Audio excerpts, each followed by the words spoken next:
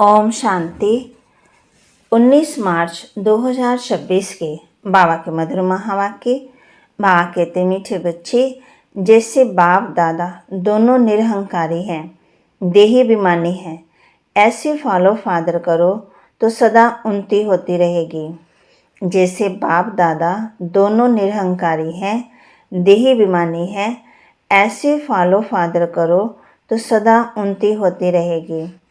प्रश्न: ऊंच पद की प्राप्ति के लिए कौन सी खबरदारी रखना जरूरी है?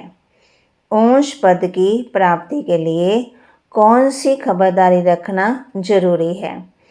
उत्तर: ऊंच पद पाना है तो खबरदारी रखो कि मनसा से भी किसी को मेरे द्वारा दुख ना हो, किसी भी परिस्थिति में क्रोध ना आए, बाप का बनकर बाप के कार्य में इस रुद्र यज्ञ में विघ्न रूप ना बने। अगर कोई मुख से बाबा बाबा कहे और चलन रॉयल ना हो तो ऊंच पद नहीं मिल सकता। ओम शांति। अच्छी तरह से जानते हैं कि बाप से वर्षा पाना है जरूर। कैसे? श्रीमत पर। बाप ने समझाया है, एक ही गीता शास्त्र है जिसमें श्रीमत भगवानोवाच है। भगवान तो सबका बाप है।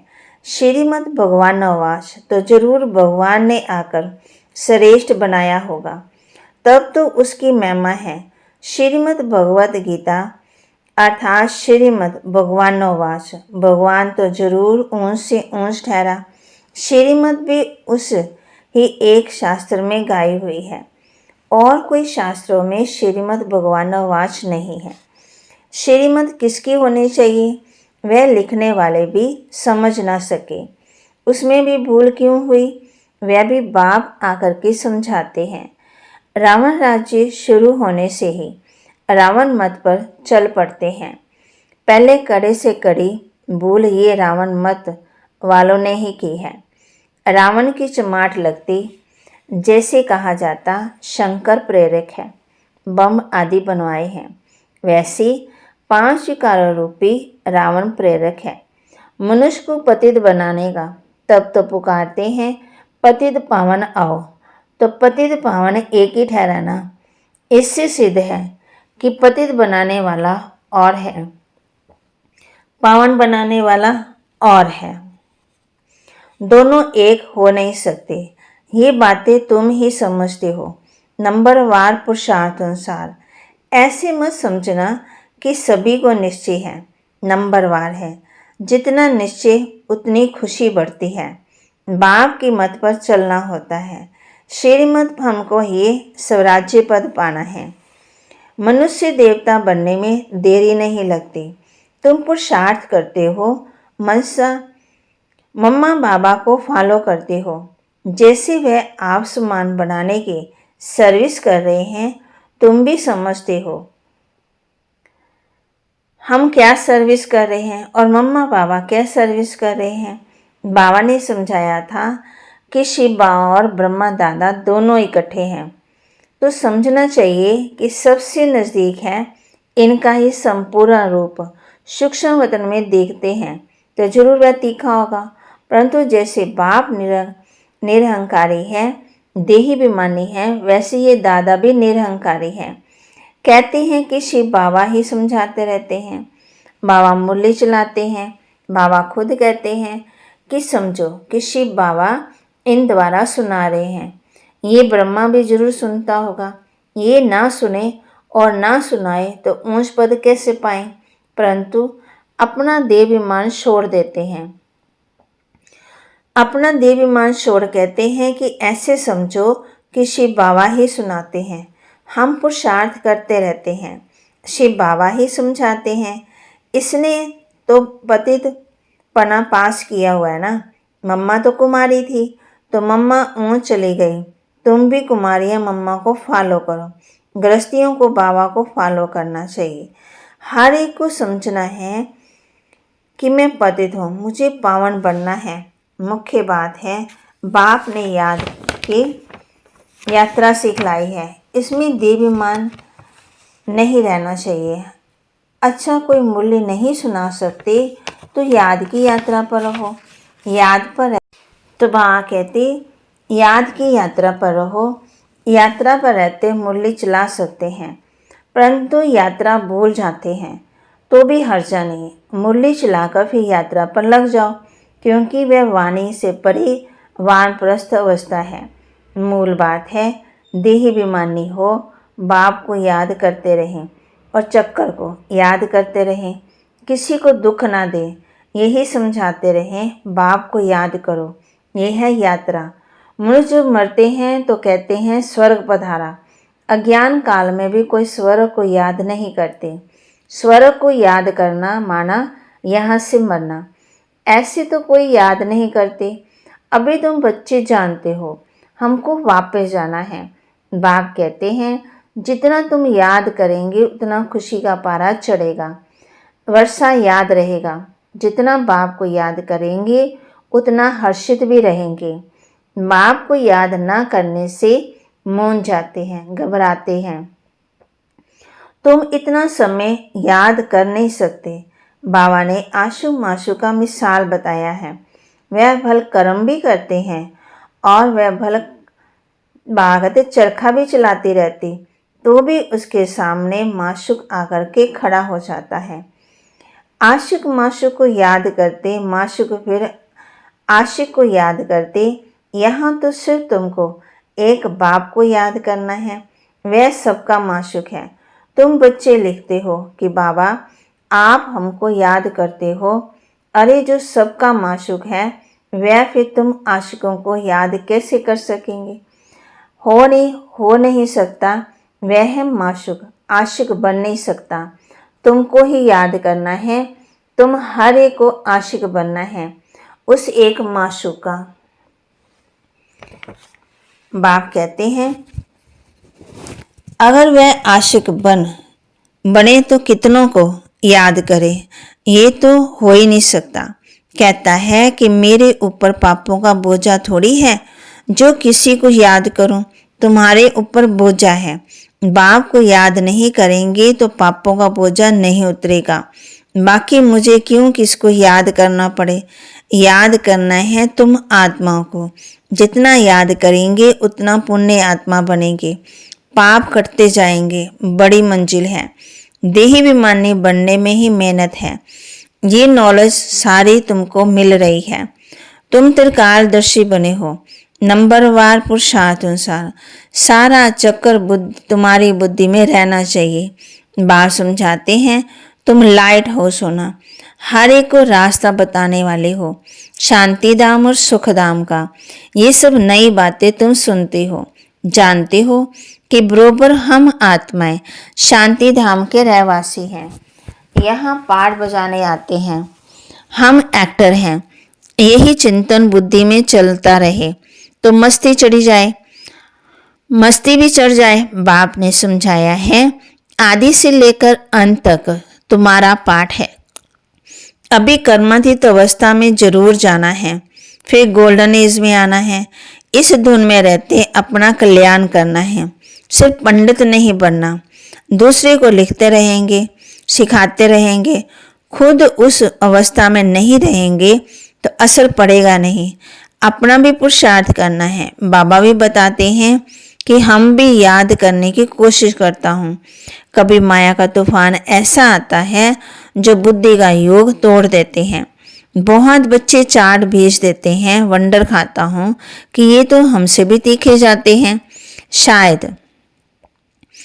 तो बाबा कहते चार्ट लिखने में लग जाते, परंतु ऐसी अगर तीखी धोड़ी पहनने तो नंबर 1 में चले जाएं।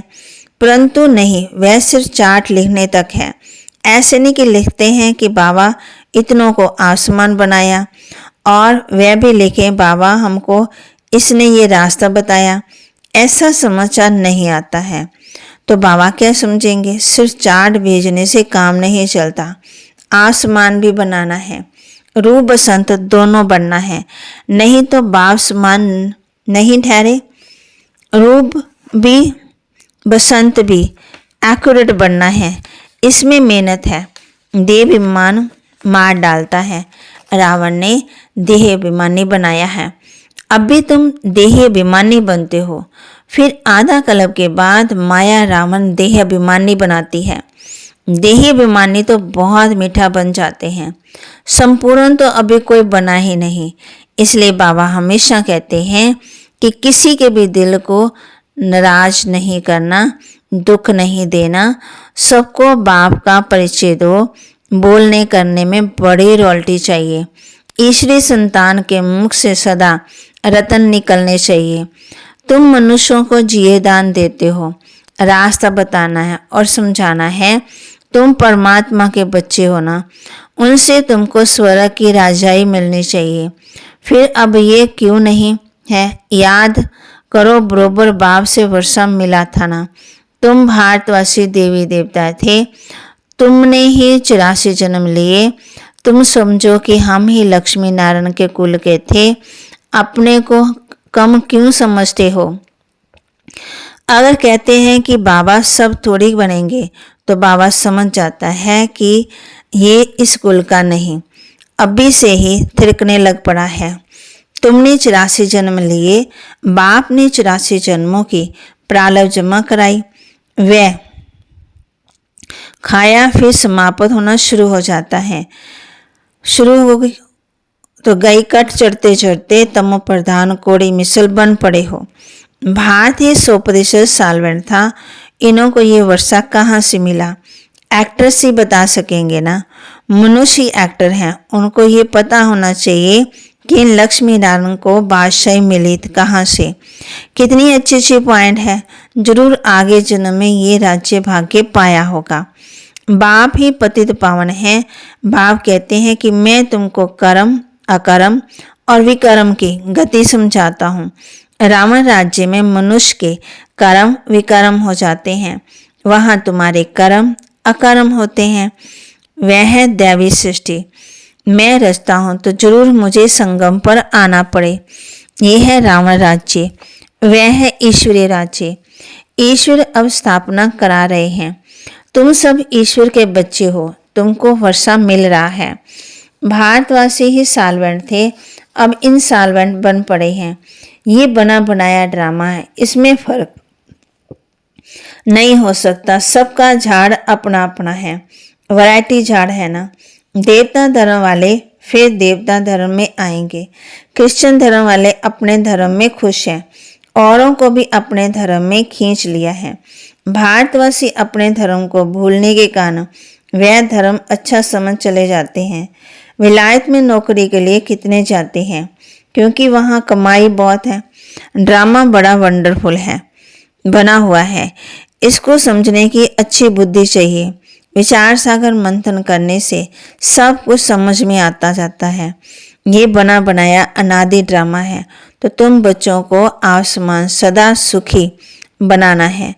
ये तुम्हारा धंधा है, पतितों को पावन बनाना। जैसे बाप का धंधा वैसे तुम्हारा मुखड़ा सदा देवताओं जैसा हर्षित होना चाहिए, खुशी में। तुम जानते हो हम विश्व के मालिक बनते हैं। तुम हो लवली चिल्ड्रन। क्रोध पर बड़ी खबरदारी रखनी है। बाप आए हैं बच्चों को सुख का वर्षा देने, स्वर्ग का रास्ता सबको बताना है। बाप सुख करता दुख करता है, तो तुमको भी सुख करता बनना है। किसी को दुख नहीं देना है। दुख देंगे तो तुम्हारी सजा 100 गुना बढ़ जाएगी। कोई भी सजा से बच नहीं सकता। बच्चों के लिए तो खास ट्रिब्यूनल बैठती। बाप कहते हैं कि तुम विघन डालेंगे तो बहुत सजा खाएंगे। कल्पांतर तुम शास्त्रकार करेंगे कि फलाने ये बनेंगे। आगे जब देखते थे तो बाबा मना करते थे कि ना सुनाओ। अंत में तो एक्यूरेट मालूम पड़ता जाएगा। आगे चलकर जोर से शास्त्रकार होंगे, वृद्धि तो होती जाएगी। अब तक फिर बाबा कहते आबू तक क्यों लग जाएगी, बाबा से कोई भी मिल नहीं सकेंगे। कहेंगे ओहो प्रभु तेरी लीला। ये भी गाया हुआ है ना। विद्वान पंडित आदि भी पीछे आएंगे, उन्हों के सिंहासन भी हिलेंगे। तुम बच्चों तो बहुत खुशी में रहेंगे। अच्छा, मीठे मीठे सिक्के लदे बच्चों प्रति माता पिता बाप दादा का याद प्यार, ऐसी याद प्यार एक ही बार मिलती है। जितना तुम याद करते हो उतना तुम प्यार पाते हो। विकर्म विनाश होते हैं और धारणा भी होती है। बच्चों को खुशी का पारा चढ़ा रहना चाहिए। जो भी आए उनको रास्ता बताएं। बेहद का वर्षा बेहद के बाप से पाना है, कम बात है क्या? ऐसा पुरुषार्थ करना चाहिए। अच्छा, मीठे मीठे सिकिलदे रूहानी बच्चों प्रति रूहानी बाप दादा का याद प्यार और गुड मॉर्निंग। रूहानी बाप के रूहानी बच्चों को नमस्ते। रूहानी बच्चों की रूहानी बाप दादा को दिलवा चांद सिकवा प्रेम से नमस्ते। धारणा के लिए मुख्य सार। बोलने चलने में बहुत रॉयल बनना है। मुख से सदा रतन निकालने हैं। आसमान बनाने की सेवा करनी है। किसी की दिल को नाराज नहीं करना। बोलने चलने में बहुत रॉयल बनना है। मुख से सदा रतन निकालने हैं। आसमान बनाने की सेवा करनी है। किसी को भी दिल को नाराज नहीं करना है। क्रोध पर बड़ी खबरदारी रखनी है। मुखड़ा सदा देवताओं जैसा हर्षित रखना है। स्वयं को ज्ञान योग बल से देवता बनाना है।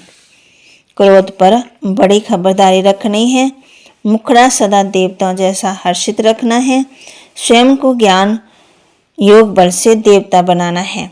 वरदान। पावरफुल दर्पण द्वारा सभी को स्वयं का शास्त्रकार कराने वाले शास्त्रकार मूर्त भव।